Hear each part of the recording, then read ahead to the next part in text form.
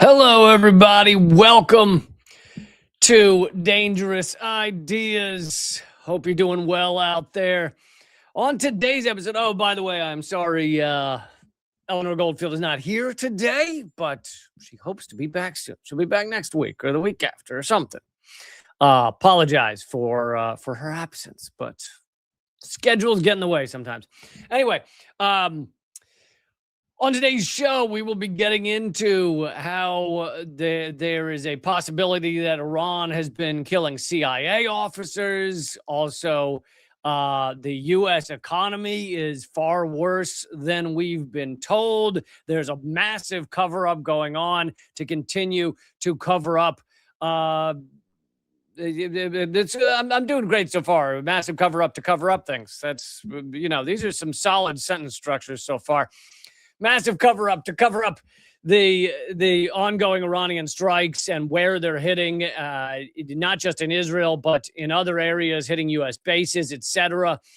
We're going to be getting into that. And like I said, the economy and so much more all coming up right now. We're going to play some more amazing Lindsey Graham clips because that guy's just knocking it out of the park. He really is. You know what's great is to have a psychopath who's also kind of half in the bag at all times. And on top of that, just loves killing some folks, loves killing children. You know, that's really what we do here with the U.S. empire. But anyway, let's start out. Please click thumbs up, click share, all those good things.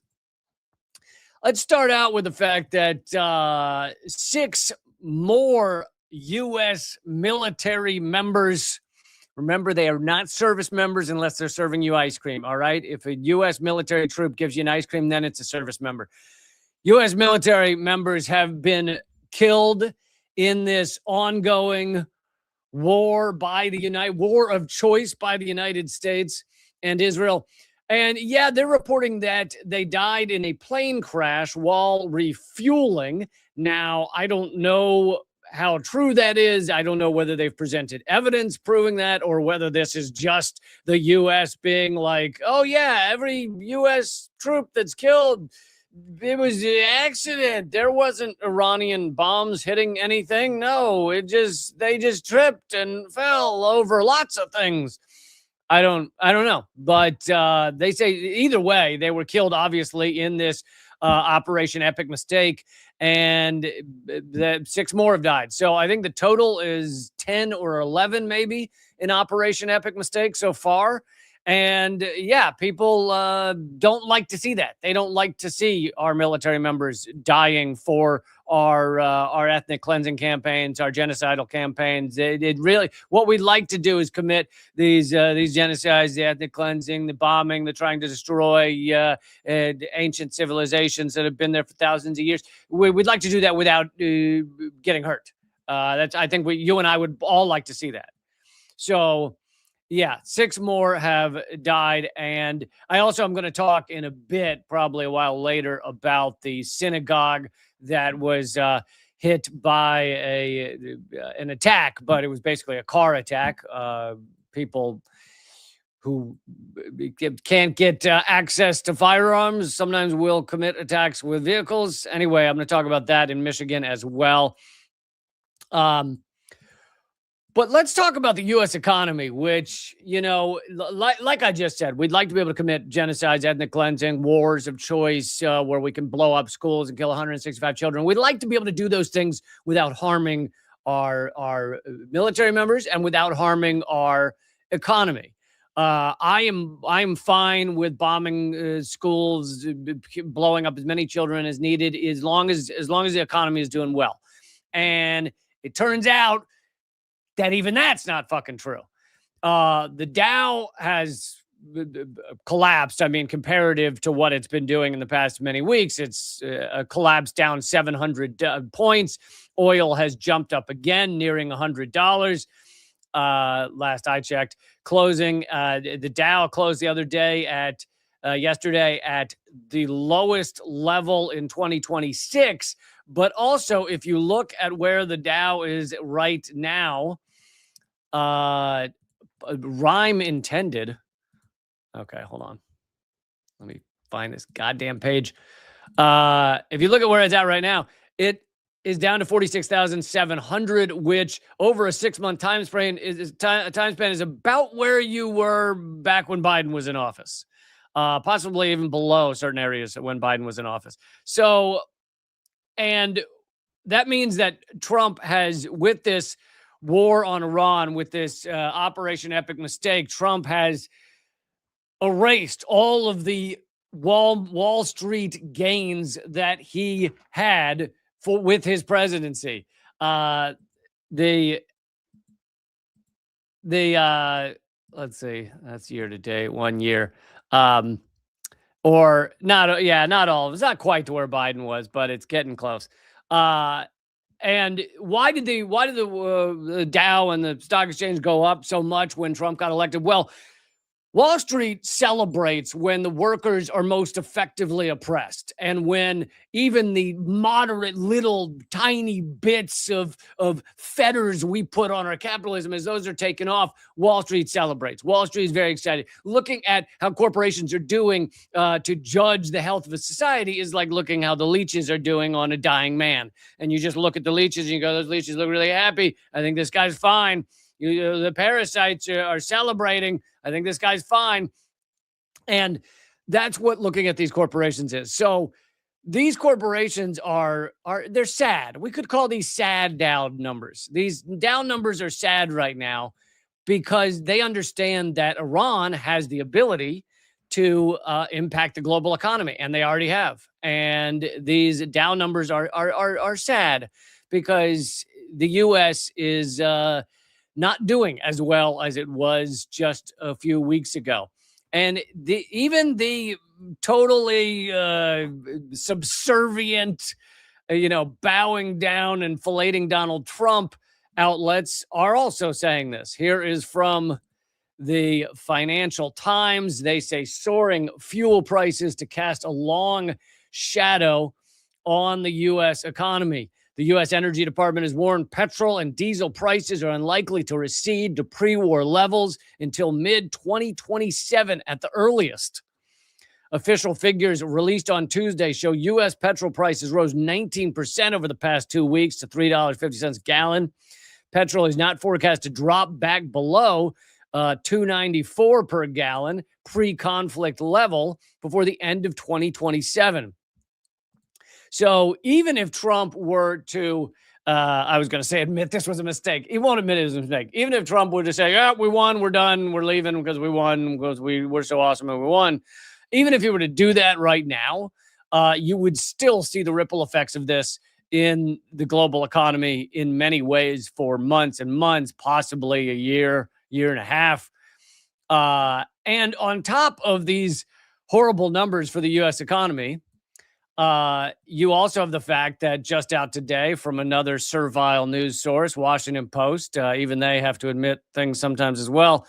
They're admitting today that the economy was shakier than it appeared even before heading into the Iran conflict.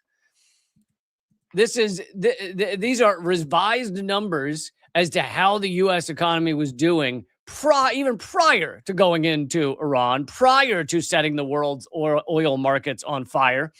The U.S. economy was in worse shape in the weeks before the United States and Israel launched strikes against Iran than earlier government estimates had suggested, according to two closely watched economic benchmarks released Friday, painting a picture of slowing growth and stubborn inflation. The Commerce Department downwardly revised its estimate of economic growth in the fourth quarter of last year, saying that gross domestic product expanded at just 0.7% annual rate in the final 2 months of 2025, much smaller than the 1.4% pace the department had reported in advance, in their advance estimate last month. And if you look at this is just 2024 and 2025. And this is gross domestic product. You can see that we're down in the fourth quarter of 2025. just a tiny little growth in gross domestic product. Now, if you want to dig down to deeper reality, I like to get a little more towards core reality, a little more deeper understanding of these issues. The truth is, if we keep growing, if gross domestic product keeps growing forever, we all die because it's a planet of finite resources. So the idea that you can grow forever it's what cancer thinks until cancer kills the host, and then cancer goes, shit. Well, that we are behaving like cancer. And so gross domestic product going up forever is a bad thing for humanity. But my point in showing you this is that the Trump economy is not what he portrays it to be. It is the United States is a house of cards. We are in a AI bubble, but I always try and clarify because I think a lot of people think the AI bubble means that when the bubble bursts, AI will no longer have any effect on our society. No, there's two. When people say AI bubble, they're talking about the AI economic bubble, not whether AI can do anything. AI will drastically change all of our societies around the world over the next 5 years. I regret to inform you. But the AI economic bubble in the United States is very real. And we are like, if you look at a chart, and I've shown it before on this live stream, it's basically 7 companies sending money back and forth to each other. Like NVIDIA is the only one making the shovels for the gold rush. Like NVIDIA makes the chips, so they actually make a thing for the gold rush. They're the ones making the overalls and the shovels for the gold rush. But most people went broke searching for gold. Very few people got rich in the gold rush. So in the AI gold rush, you have one person making shovels, and then you have the other companies all just hoping, the open AIs and Grok on X and all that shit, just hoping that it's going to pan out. And NVIDIA is literally helping invest in these companies so that they can buy their chips. So it's like it's a house of cards. It's a circle jerk. It's absolutely a bubble that will burst at some point. And now we're getting these reports that the economy was shakier than it was before invading Iran. And now I'll call it an invasion. Of course, it's just a unfettered bombing of Iran so far. But then on top of that, Iran, as I've been covering daily on this live stream, is far more powerful than Trump and his idiopaths gave them credit for. They seem to have their shit together. They seem to have a plan. They are harming the world economy. They're harming the Middle East economies of these countries, these monarchies that are allies with the United States. And they are, in some regards, winning. I don't want to overstate it. I don't want to run around and say, look how great Iran's doing. I think you should paint both sides. There are still people dying in Iran. The United States can keep carpet bombing them. The United States has, I believe, admitted to dropping or striking 15,000 sites across Iran. They are bombing more in Iran over these first 2 weeks than Israel bombed Gaza in the first 2 weeks. That's how horrific it is. And let's remember that in Gaza, they've dropped the equivalent of 6 or 7 Hiroshima atomic bombs. So unbelievable, unfucking believable bombing of Gaza. And now even worse, bombing of Iran. And many of them have been just civilian sites, schools, hospitals, the public areas. And, how the U.S., how the unfettered psychopath military, Pentagon, Hegseth, and his psychopaths have decided these targets. I have no idea. Your guess is as good as mine. But anyway, the U.S. economy is struggling and will continue to struggle. And keep in mind, and I cover this a lot in Unredacted Tonight. I covered it on the last episode. We dump. Maybe I'll play at least part of that episode at the end of today's live stream. New episode came out last night, by the way, Unredacted Tonight. But we dump an insane amount of money in our Pentagon. $1 trillion a year so far, but Trump wants to get that up to $1.5 trillion a year. At $1 trillion a year, we spend more on our Pentagon than 140 fucking countries combined. Okay. And if he gets that up to 1.5 trillion, which is his goal, that'll be more than all countries on earth combined, except China and Russia. You just take the little bit that's China and Russia out of it, and it's more than all countries on earth combined. That's what we spend on our military.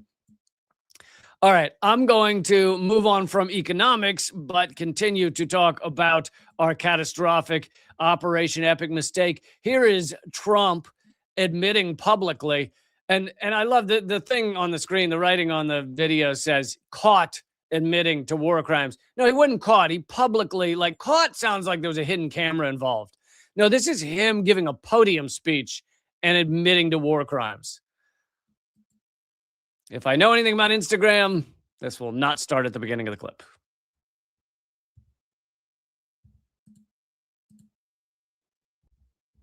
Or not start at all. Maybe Instagram just doesn't give a shit. And it's all lying at the bottom of the ocean. 46 ships. Can you believe it? In fact, I got a little upset with our people. I said, what quality of ship? Excellent, sir. Top of the line. I said, why didn't we just capture the ship? We're going to use it. Why did we sink them? They said, it's more fun to sink them. I said, they like sinking them. He's admitting to war crimes. He's admitting to blowing up ships that were not attacking them, that were not part of the Iranian war effort. And he's admitting that these choices are made not out of any strategic reason, just it's more fun to kill people. You'll increasingly see, and I've played some of the clips on this show, I'll keep playing them, but you'll increasingly see that these psychopaths are admitting to fucking war crimes. They don't hide from it anymore. They admit to fucking war crimes. They admit like, by all international law, they should be in The Hague. They should be in the supermax prisons. And there's a lot of admission to it. And it shows how much they're operating with impunity. They feel they can just commit these war crimes and just murder civilians and it's all fine. Here now is a quick clip of Trump admitting that he started the war with Iran to stop war with Iran. What the fuck?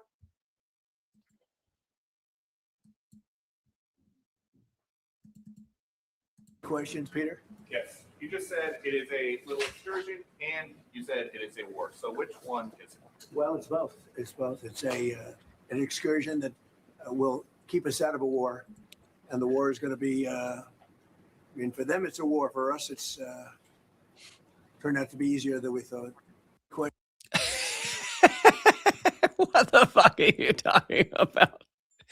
Part of this has to do, there's multiple things going on here. One is that he doesn't really know the reasons that we're obliterating people in Iran right now. I think, I honestly give him enough credit that deep down he knows it has to do with China and the petrodollar. They don't admit that part publicly, but they've given a myriad of reasons why they invaded. Oh, Iran was going to attack us. Iran was going to attack Israel. Iran tried to have me killed. Iran, they probably tried to manipulate our elections. Iran, they were treating their people poorly, so we're going to blow up their people to help them treat their people better. They've thrown out all these reasons, but because there is no real reason that they can give unless they're going to publicly admit that it's because it makes the U.S. more powerful to stop Iran from allying with China and providing oil to China, etc. Unless they're going to admit that, they just keep making shit up. So that's part of what's going on, why he can't give a straight answer. It's also that they've just a little bit decided they don't want to call this a war because they've realized that, well, if they call it a war and they're kind of losing, then that looks worse than if they say, oh, we just wanted to kill the Ayatollah and now we're done. Then, okay, well, we didn't call it a war. We were just there to kill the Ayatollah. That's all we wanted to do. And now we're cool. Now we're chill.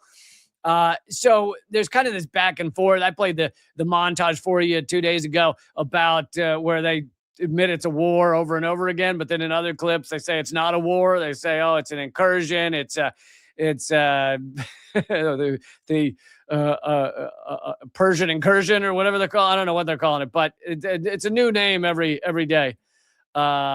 Anyway, here is Lindsey Graham admitting he really pledges his loyalty to Israel. Lindsey Graham, of course, one of our biggest bloodthirsty war hawk, drunk as shit senators. But Seminites, to all the isolationists, I don't believe. Forget it. I'm not with you. I'm with Israel. I will be with Israel to our dying day. They're the best ally we could hope for. So we have a commander-in-chief in President Trump, who I think is Ronald Reagan plus, plus, plus. All the Right. So he says to all the anti-Semites, I'm not with you, I'm with Israel. But of course, what does he and Israel term anti-Semites? Anyone who stands up against genocide, even Jews who stand up against genocide, who are against ethno-states, who are against apartheid.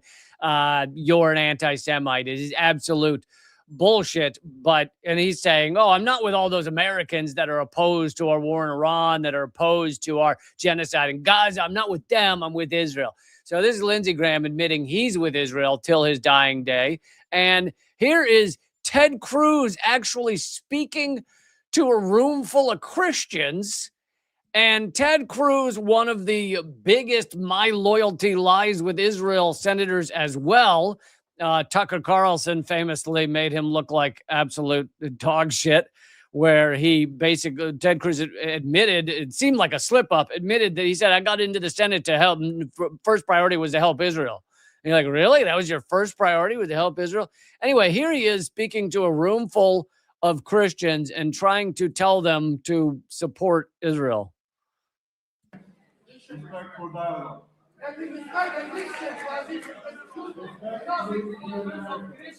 I will say this, I am saddened to see that some here, not everyone, but some here, are so consumed with hate that you cannot address your brother. I will say this. You speak for yourself. If you will not stand with Israel and the Jews, No. then I will not stand with you. Thank you, and God bless you.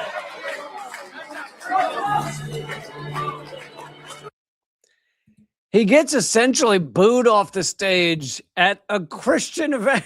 Like, these are his people. And he gets essentially booed off the stage because he's telling them all to stand with Israel in this horror show, in their genocides, in their massacres of children. And by the way, you notice a little rhetorical trick there. I'm trying to get everybody to understand these rhetorical tricks, so when you're in arguments with other people, you don't fall for them. He said, if you won't stand for Israel and the Jews. No, the Jews, such as myself, are not represented by Israel. There are millions of anti-Zionist Jews. There are more Zionist Christians across America than there are Jews in the world. So the idea that Israel speaks for the Jews is bullshit, and he wants you to conflate the two, as does Israel. Israel wants you to conflate the two so that any criticism of Israel is considered anti-Semitic, and that, again, is bullshit. And one more, just for good measure, here's Lindsey Graham again celebrating our massacres, celebrating our massacring of children and killing innocent people. He's really, really thrilled about it. He's been waiting years for this, by the way. I just want to say, I feel good about the Republican Party. I feel good about where we're going as a nation. We're killing all the right people and we're cutting your taxes.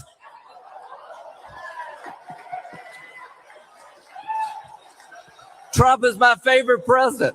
We've run out of bombs. We didn't run out of bombs in World War II. So we're killing all the right people, and I feel good about it. Absolute psychopaths is what these people are. And, he says we are running out of certain kinds of bombs. Hilariously, though, one of the main types of bombs we're running out of is the interceptor missiles, because Iran is tactically getting us and Israel to use them all up so that they don't have any interceptor missiles left, which means Iran can, at that point, basically hit whatever they want.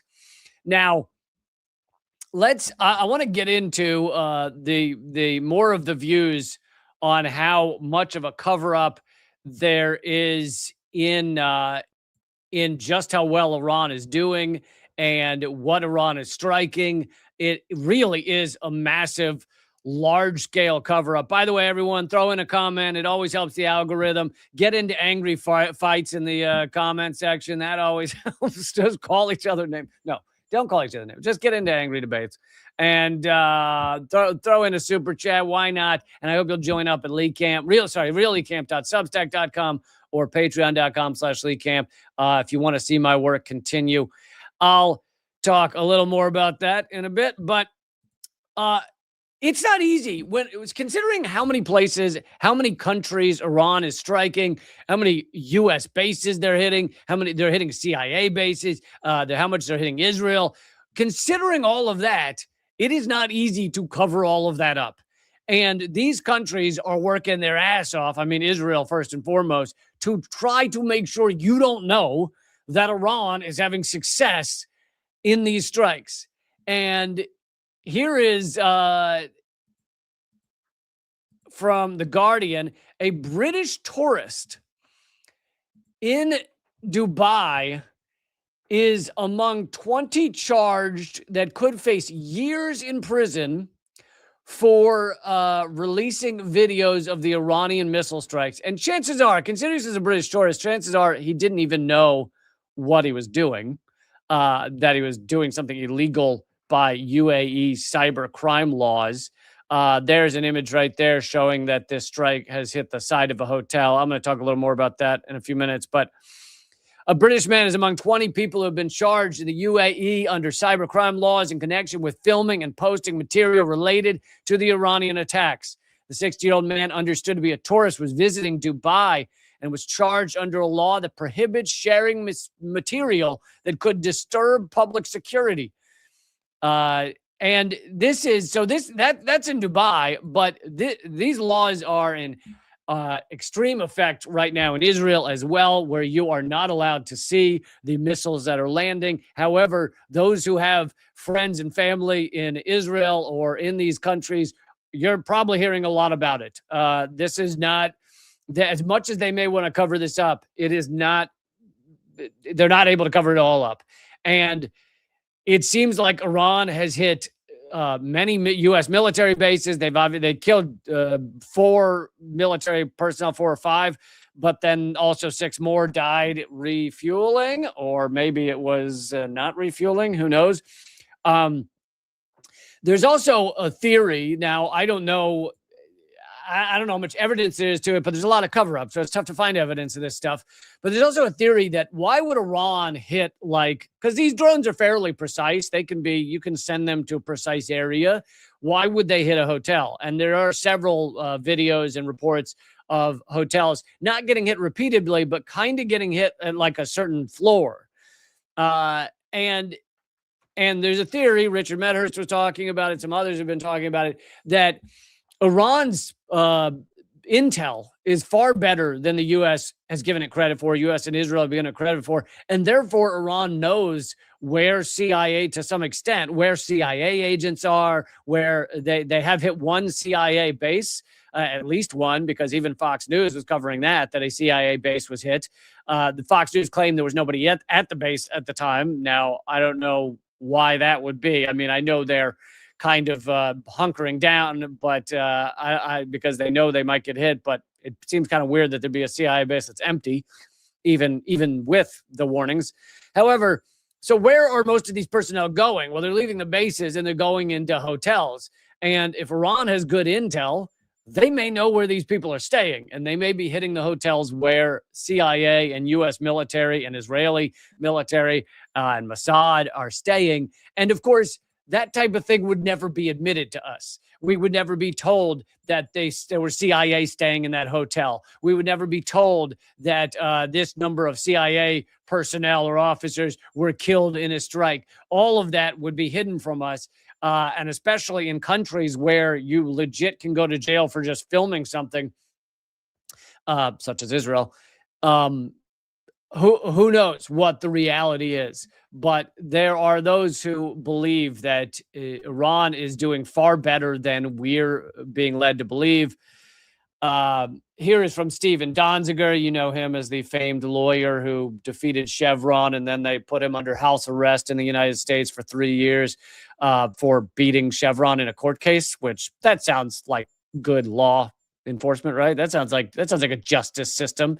And that was done under like Biden and stuff. So don't pretend that this is just Trump.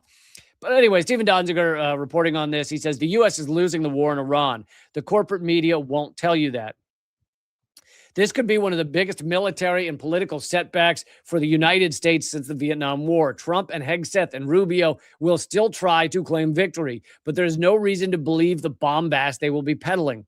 The leaders of Iran are as united as ever. The country's government has succeeded, at least temporarily, in walloping the U.S. economy and global commerce by closing the Strait of Hormuz. Gas prices in the U.S. and around the world are soaring, as is the price of medicine, food, airline tickets, electricity, and more. Trump's political prospects are sinking alongside the rise in prices. Our allies are furious. U.S. prestige globally stands more wrecked than ever, which you didn't think that was possible, but apparently it is. This is being reported all over, including by the right-wing Wall Street Journal. Here's a headline from the Wall Street Journal. Iran is hitting the radars that underpin U.S. missile systems. And I've covered that a bunch in the past few days. Here are the 5 key points that Donziger wants you to know. Oh, man. Shit be freezing, man. And I don't mean it's cold in here, but okay. Number 1, Iran's leadership is as united as ever. Number 2, Iran's, and they not just united, but Iran tactically put in a system of leadership where you can't just decapitate it. You can't just kill the Ayatollah and then no one knows what to do. And so they have strategically been planning for these assassinations for a long time. Number 2, Iran's military.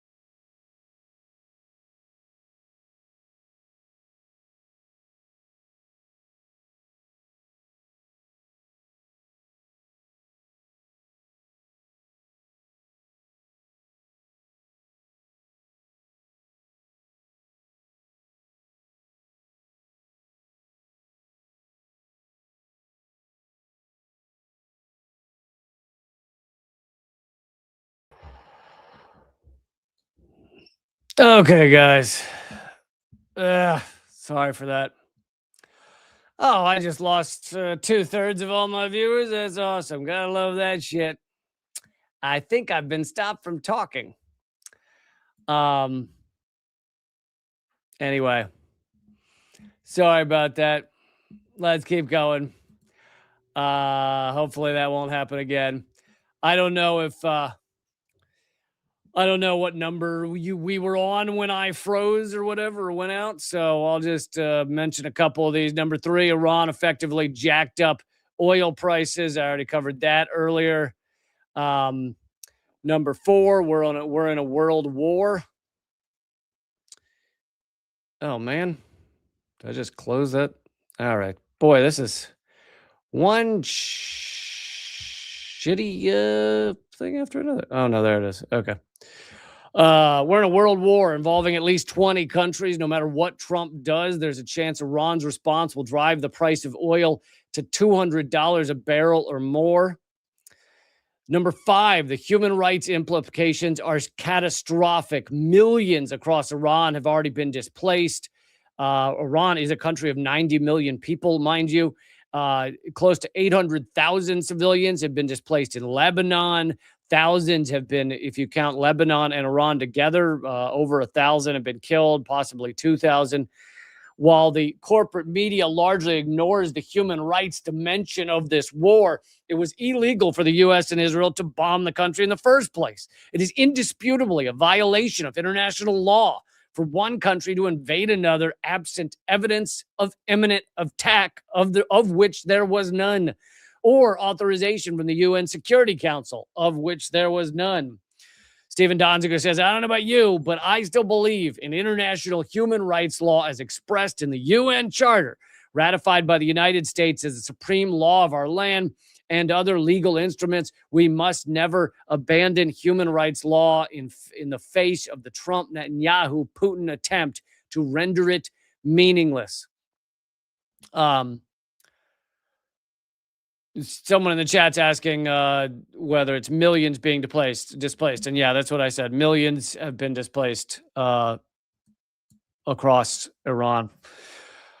But okay, so that was from Stephen Donziger. And here is from John Mersheimer, or is it pronounced Mearsheimer? I think it's Mersheimer, but anyway, he's a well-known American political scientist. I've played some of his clips on here before. One of the few willing to speak the truth about U.S. foreign policy. And anyway, here he is speaking on this invasion of Iran. Think that we are an incredibly ruthless. I'm going to try restarting the clip. As many of you know, Instagram could suck a bag of mangy, because half the time I hit restart in the clip and they'll just click to some fucking Kim Kardashian shit. I think that we are an incredibly ruthless country.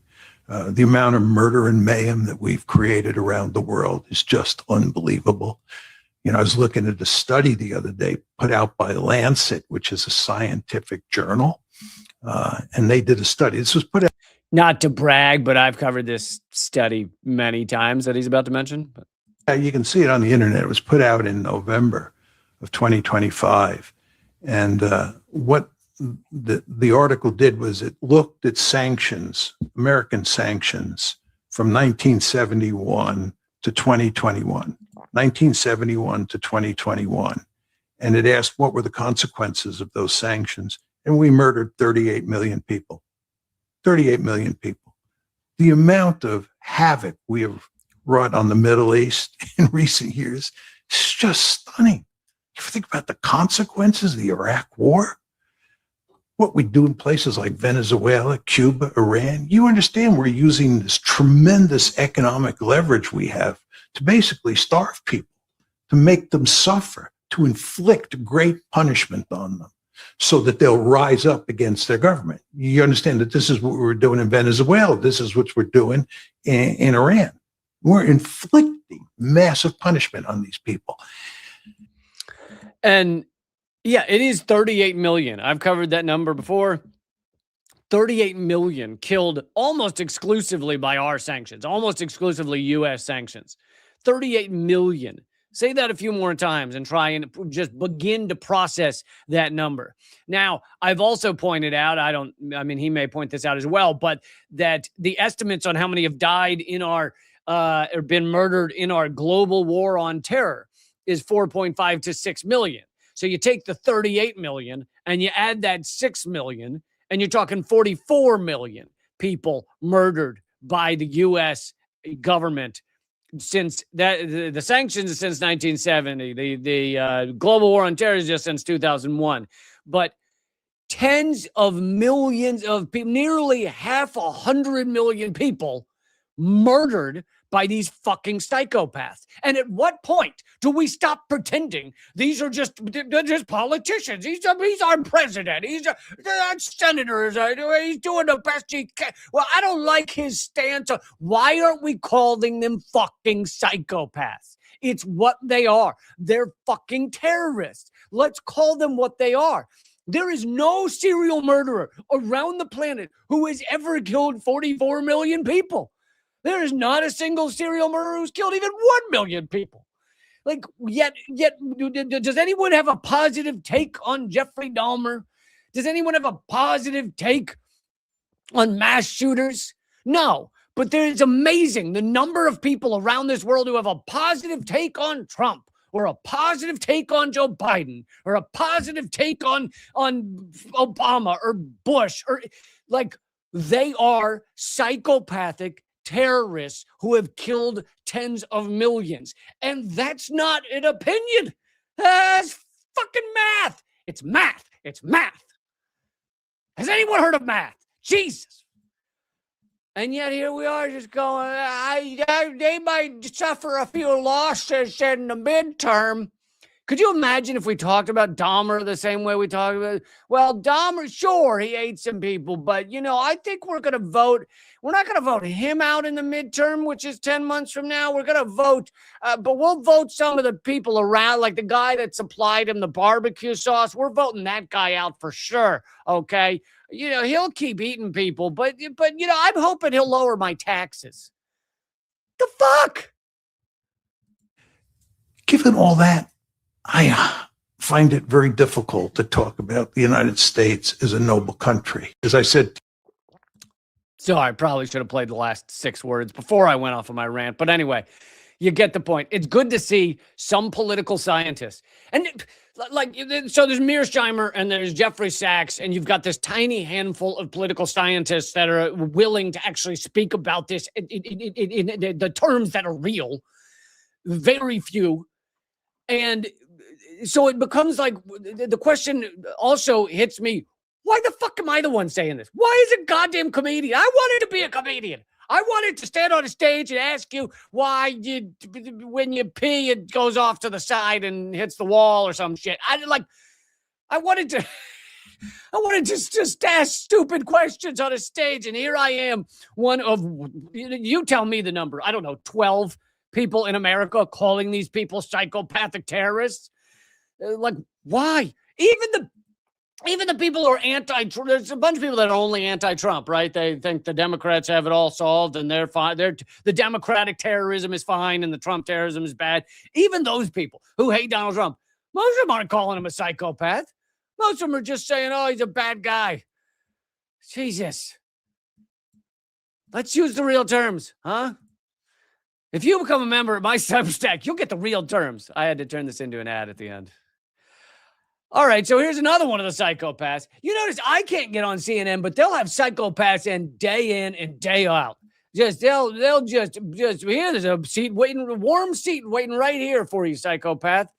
Here is Matthew Miller, the former spokesperson for Biden, talking about how the difference, this is a short clip, 17 seconds, about how the difference between awful, evil countries like Russia and wonderful, noble countries like the United States is that when the U.S. murders children, we look into why that happened afterwards.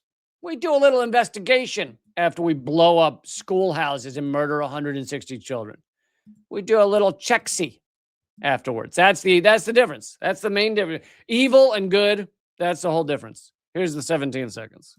Important that we find out how this actually happens and that there's accountability for the people involved. That's what separates democracies from countries like Iran, from countries like Russia, that when we do make mistakes, we investigate them, we're transparent about it, and we hold the people responsible accountable. But there's nothing that can, important that we find out. There you go. 17 seconds sums it up.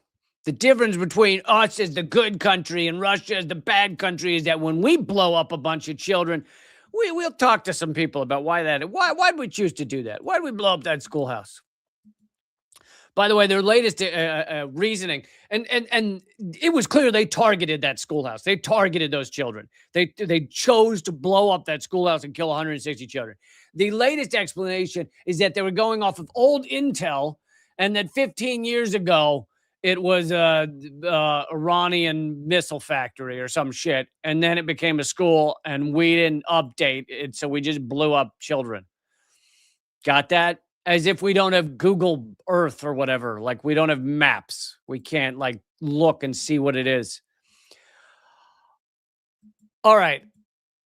Oh, yeah. And speaking of bullshit reasons, the latest reason. So there's been multiple people saying that we need to look out for what might happen right now is if Trump and his terrorists decide that they really need to double down on this war in Iran and they're not backing out 1 inch and it's all or nothing. If they do that, we should very much keep our eyes open for a false flag. That would likely be their next step. There are some reports that drones have gone missing from a military base. I don't know how legit those reports are, but generally, if the Pentagon just suddenly releases some drones to someone, it very well might be to set up a false flag situation. But here's the other thing that makes us worry, makes a lot of us worried about a false flag, about them claiming Iran struck the continental United States, like right there, like right here in the United States.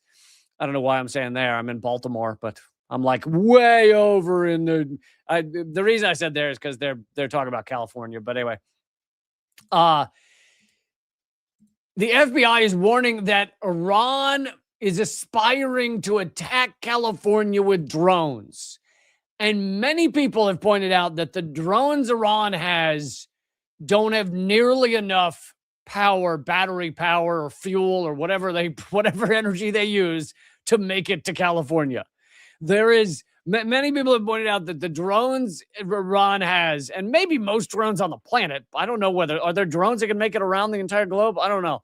But many people have pointed out that they would need to refuel like 3 times to hit California.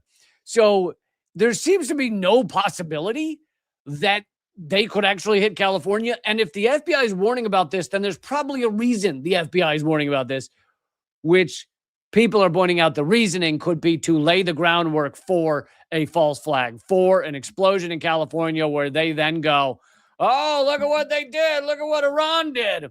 We got to really go after them now. Anyway, to me, it is scary that the FBI, you also keep in mind that the FBI is involved in almost every terrorism, anti-terror effort that they prosecute in the United States. Every terrorism plot they interrupt, every terrorist, quote unquote, every wannabe terrorist that they arrest, over 90% studies have shown the FBI is involved. The FBI has an informant in there. The FBI was supplying them. The FBI informant was trying to recommend them that the others do something more violent. So FBI is involved in 90-some% of all terror plots in the United States. So for them to be saying that we might see a drone attack in California, that is worrisome because they're the ones that usually do the terror attacks. I mean, the FBI is the one doing the terror attacks. They're also the ones saying we might see a terror attack. Kind of horrifying. Okay, I wanted to get to the fact that what happened in this synagogue in Michigan. Thank you, G4DW Dan. Thank you, Dan. Dan is asking if the comedy show in LA has been postponed. No, it has not. It's still on. I'm just not announcing it every day because it's not until May. But LA comedy show, since you brought it up, LA comedy show is May. It's either 13th or 14th. I'll look it up for you. And it's at leecamp.com/schedule, May 13th, Los Angeles. Also, New York City, June 5th, in New York City. All those tickets and details are at leecamp.com/schedule, leecamp.com/schedule. So check that out. Also, support my show for the whopping cost of 1 beer a month. If you feel like you're getting 1 beer a month from this show, please, please, please join up at reallycamp.substack.com. You guys are the only reason I keep going. The corporations don't want to get anywhere fucking near me. And it's amazing because you look at all these other guys and you're like, they're almost saying what you're saying. Yeah, that almost when it comes to corporate sponsorships is and ads is a massive gap. What they're not saying and what I'm saying, for some odd reason, stops me from making any money from this except for the few people who join up and support this show. Reallycamp.substack.com or leecamp.net or patreon.com/leecamp. But okay, so this Michigan synagogue was hit, and I don't like to make a big thing out of this type of thing, but I might as well throw in here that my partner has cousins that apparently attend this synagogue, and they're fine, but it's just weird when you have a connection to these things. So this guy drove his car into this synagogue. It seems that one security guard was injured and the suspect was shot and killed. Where it gets, and sadly, this stuff is not that unusual. Israel has worked very hard to make everyone conflate Judaism and Israel, which you should not do.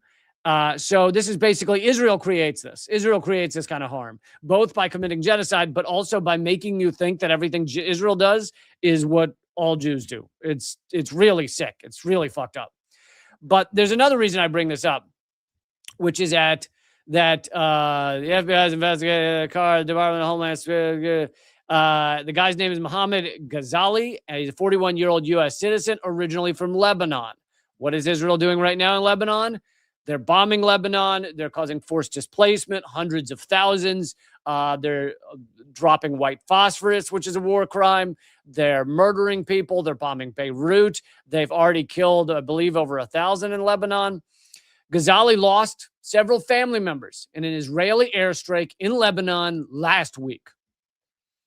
So, and I think it was his wife and at least one of his kids or something. But anyway, so he had family members murdered by Israel in Lebanon. Israel has worked very hard to make everyone think that every synagogue equals Israel. And so this is, follow the dots, connect the dots, folks. Israel created this. Israel is going to create more like this. It's a horror show. And this is what Israel does. And they're creating this kind of damage and harm and horror around the world. And what happened to keeping us safe, right? I thought these actions by the U.S. and Israel, I thought it kept us safe. Oh, it doesn't keep us safe. It actually puts us in harm's way. It actually makes us less safe. Israel, as I mentioned, has been dropping white phosphorus. They dropped it in Gaza, but now they're dropping it in Lebanon, and that is a war crime. Human Rights Watch verifies the videos. The reason that it's a war crime is because white phosphorus is designed to burn like as hot as the sun. And basically what it does is it lights everything on fire. So you end up burning whole areas, whole cities. But on top of that, if you get hit by white phosphorus, it just like burns your flesh off. It's a horrible, horrible thing to happen. And so there's multiple reasons that this has been banned by international law. Of course, the United States and Israel won't sign on. Well, Israel won't sign on to this one. I don't know if the U.S. might have signed on to this one, but yes, international humanitarian law has prohibited putting civilians in unnecessary risk. We know that Israel does not give a shit about civilians or unnecessary risk or any of those things. So this is Israel committing war crimes and killing people in Lebanon. Because I've also brought to you the idea of greater Israel. There's this concept of greater Israel where Israel thinks they're going to take large swaths of Lebanon, Syria, Jordan, Iraq, part of Saudi Arabia, Egypt. And this is an idea that Netanyahu subscribes to, that his Likud party subscribes to. Huckabee, the Christian U.S. ambassador to Israel, said on an interview recently, which I also just covered on Unredacted Tonight, he said, Israel has the right to take it all. because Bible. Hashtag because Bible. True horror show. Okay. I am now going to play, I think I'm going to play the first segment from Unredacted Tonight. I'm not going to play the full episode. For that, you can watch it for free. It's not behind a paywall. Watch it for free. YouTube.com/moment of clarity. Or actually, probably the easier thing to remember is leecamp.com/unredacted. We'll take you straight there. But I'm going to play the first segment, and I'm not coming back on afterwards, so I will bid you farewell, but I think you're really going to enjoy this episode of Unredacted Tonight. And I will see you Monday, 3 p.m. Eastern, noon Pacific. Like I said, I'm more suppressed than ever, more censored than ever. My Facebook, which looked like it was not shadow banned for a couple of months there, has now gone back to being shadow banned. So I've banned my main YouTube channel banned, TikTok banned, Spotify podcast banned, all for bringing you the truth. And being pro-peace and being pro-like love and caring and thinking that humans have a right to live and not be blown up. All my platforms have been banned. So if you want to see my work continue, please join up and become a paying member at reallycamp.substack.com. It's a whopping cost of a beer a month. And that's all it takes to support this kind of work. And I hope you see fit to do that. All right. Let's see here.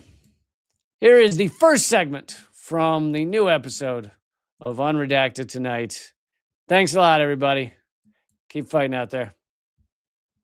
Coming up on tonight's show, the Pentagon is more unhinged and unaccountable than ever before, and most people don't know the half of it. But luckily, now their unhinged lunacy is designed to bring back Jesus. I would prefer it was to bring back like Knight Rider or something. But still.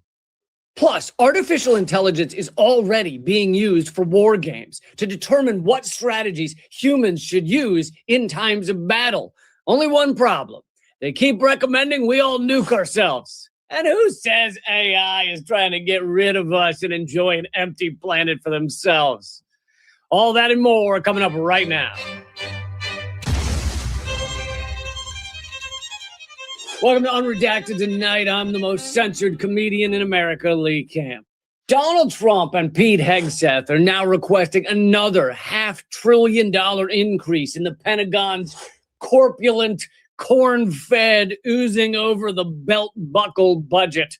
It's so much money that even the people in the Trump administration who specialize in throwing away money aren't sure how to throw away that much money.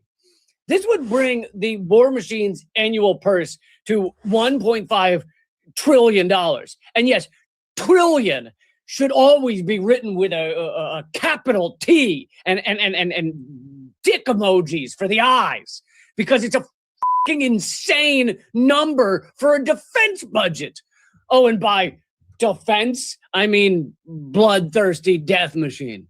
Most Americans right now can't afford a $1,000 emergency without finding themselves balls deep in debt and or poverty. About half of all American children live at or near the poverty line, often going without basic necessities like food, school supplies, or whatever the fresh hell those things are. Is that an effort to get small children to aspire to one day have their eyeballs stretched in a horrifying surgical procedure? Anyway, the younger generation trying to make sense of this backwards, morally vacant system by using video game terminology have begun referring to this as the kill line. The majority of Americans are at the kill line. While the U.S. regime seeks to spend $1.5 trillion per year killing people in other lands. Basically, the motto in this country is now, we can't take care of our own people, but we sure as hell can make it so that other countries also suck. Suck it. We can't fund U.S. schools, but we can blow up schools in your country. We can't fund Americans' health care, but we can blow up hospitals in your country. If we blow up enough shit, other countries might be down to the level of an average American. Trump wants to spend $1.5 trillion every year on killing people in other countries until they allow the full frontal pillaging of all their resources. Currently, even before the $500 billion increase, the U.S. spends more on the military than 144 countries combined. Together. With another $500 billion increase, the Pentagon will be spending more than 192 countries combined. That would be the combined expenditure of every nation on planet Earth except China and Russia. Let me say that again, because you're looking at me like you're not really getting it, and I want you to properly discharge in your pantaloons.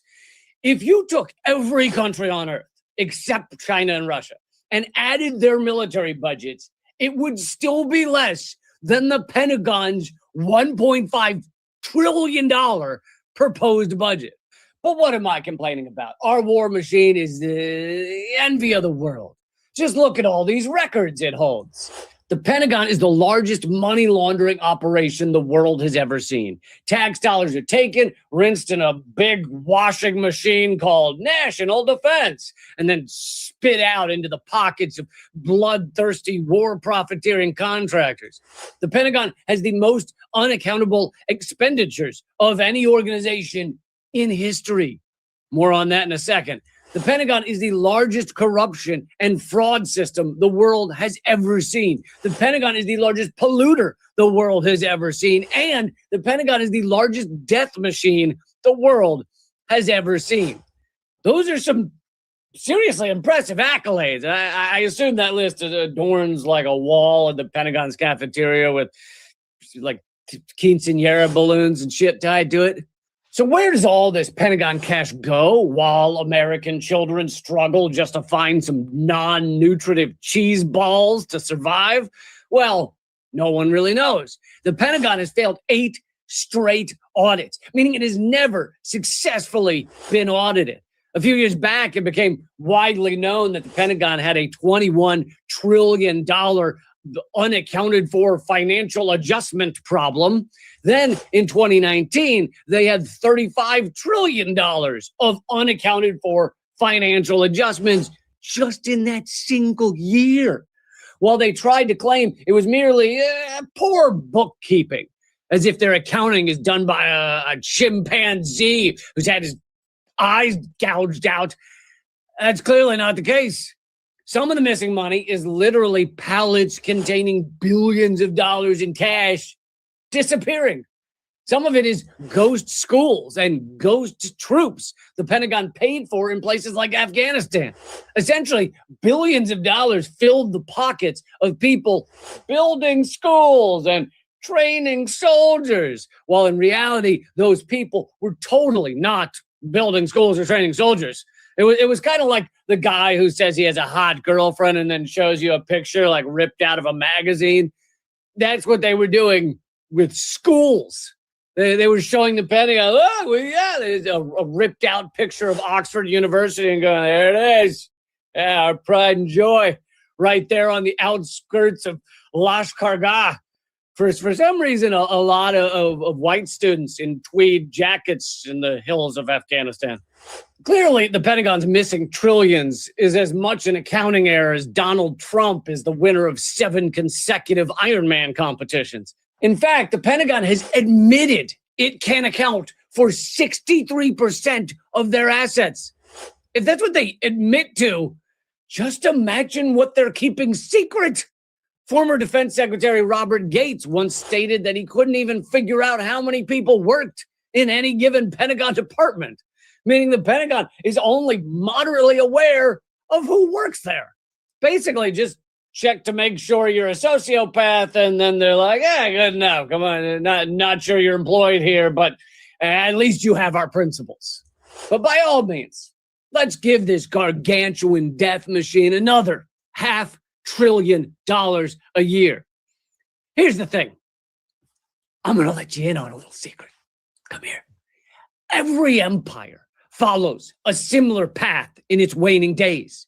In an act of extreme desperation, the parasitic imperial rulers throw ungodly amounts of money at their morally bankrupt army, no longer able to offer anything of benefit to the world around them.